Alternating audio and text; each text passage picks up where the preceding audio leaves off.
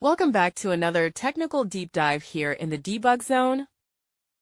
Today we're tackling a big question and breaking it down with insights from other users. Hopefully this clears up some misconceptions and helps you get the answer you need.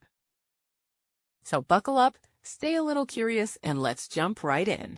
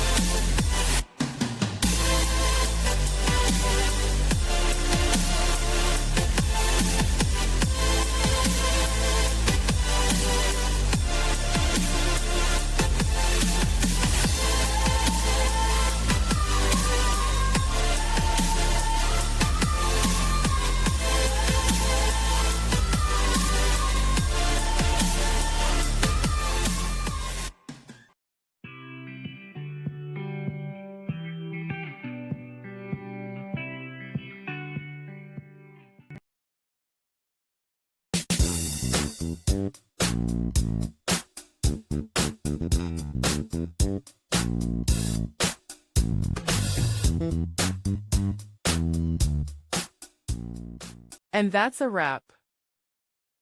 I hope you found the answer you were looking for. If you did, take a second to hit that subscribe button. It really helps out.